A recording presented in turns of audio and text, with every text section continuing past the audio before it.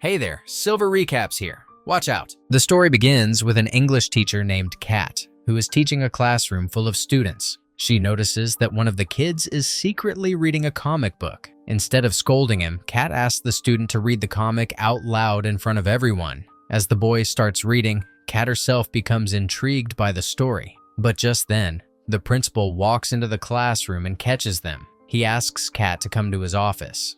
Once inside, the principal indirectly suggests that it might be time for her to leave the job. Meanwhile, in another part of the city, we see a young woman named Megan. She works as a salesgirl and is visiting a company to pitch cosmetic products. However, the company executives aren't impressed with her products. As a result, she fails to make a sale and storms out in frustration. When Megan steps outside, she sees a police officer towing her car. Her car is being taken to the station because she had parked it in a no parking zone. After school, when Kat returns home, we learn that Kat and Megan are best friends who live together. Megan had a terrible day, so to relax, she starts dancing. She invites Kat to dance with her as well. While dancing, Megan tells Kat that her day was completely ruined. She couldn't sell a single product, and on top of that, the police towed her car from a no parking zone. Kat then shares that her day wasn't great either. The principal asked her to leave her job. The next morning, Megan wakes Kat up at 4 a.m. and tells her that they need to go somewhere. Kat, still half asleep, tells Megan they'll talk about it in the morning. But Megan insists, saying their flight is in just 3 hours. Kat doesn't want to go, but Megan had already booked her ticket in advance. So she has no choice but to go with her. When they arrive at the airport, Megan notices a long security line and realizes they might miss their flight if they wait. So she walks up to one of the airport staff members and starts flirting with him. Because of this, the guy lets them skip the line. After that, Kat and Megan board the plane and find their seats. Kat has a fear of heights, so she takes an anxiety pill to calm herself. A little while later, a man named Ryan arrives and takes the seat between them. Ryan is a firefighter, which instantly impresses both Kat and Megan. They both start flirting with him. However, due to taking too many anxiety pills, Kat starts feeling lightheaded and soon loses consciousness. Just then, the plane captain announces that due to a heavy storm in Florida, they will be landing in St. Louis instead. Until their next flight is scheduled, Megan and Kat decide to stay at a hotel called Sheraton. At the reception, Megan realizes that her bag has gone missing at the airport, which upsets her, but she tries to stay calm. As they take the elevator to their room, they run into Ryan. When he asks what they're doing there, Megan tells him they're in town for a friend's wedding and then asks why he's there. Ryan explains that since the wedding is still a few days away, he's staying in St. Louis for now. He then invites them to join him for drinks that evening, and they happily agree. Once in their room, Megan sighs, realizing she has nothing to wear for the evening since her bag is missing, and asks Kat if she can borrow a dress.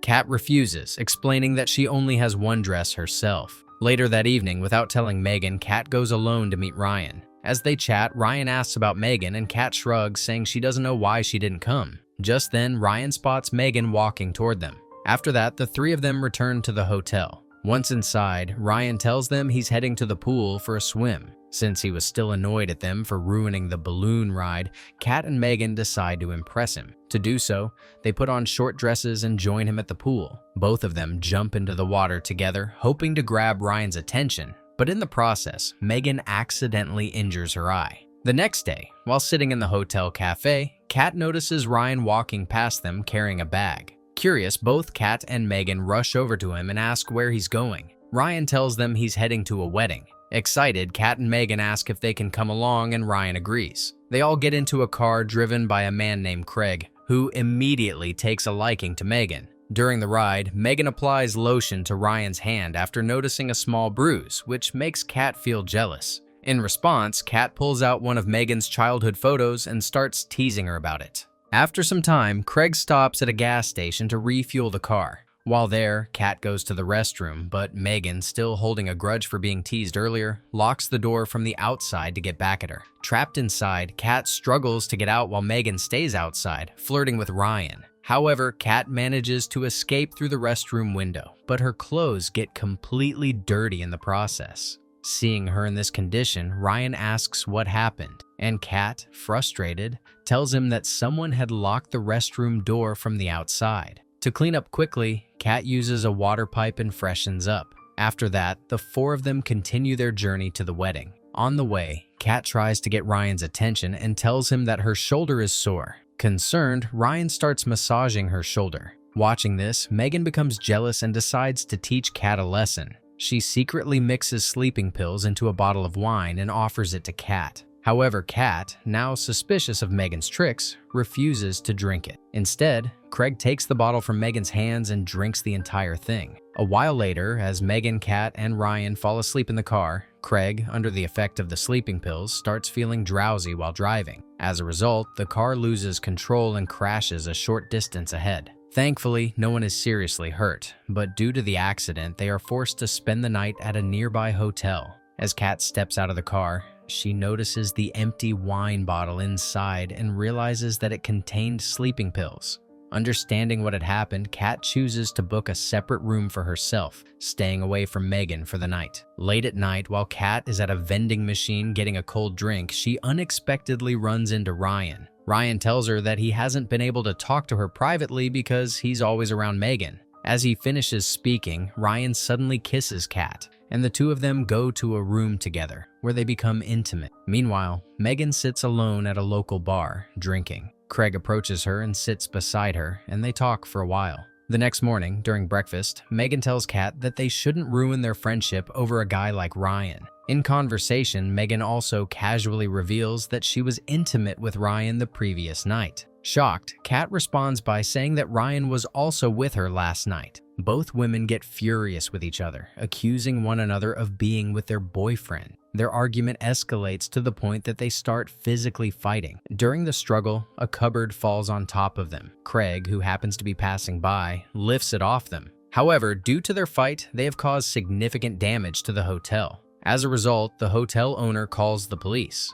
When the police arrive, Craig tells them that Ryan took their car, claiming he needed to go to a wedding. Out of curiosity, Craig looks up Ryan's profile on Google. That's when he and the others discover the shocking truth. The wedding they were all heading to wasn't just any wedding. It was Ryan's own wedding. Hearing this, Kat and Megan's anger reaches its peak as they realize Ryan had used both of them. Determined to teach him a lesson, they come up with a plan to crash his wedding. They request the police to let them go, and after paying for the hotel damages, they are released. Without wasting time, Kat and Megan rush to the hotel where Ryan's wedding is taking place. However, upon arrival, they realize they are too late. Ryan is already married. Just then, they spot Ryan. The moment he sees them, he tries to escape, but they quickly catch him. Furious, they demand to know why he took advantage of them. Ryan defends himself, saying it wasn't his fault and that they were the ones flirting with him from the beginning. He pleads with them not to ruin his married life.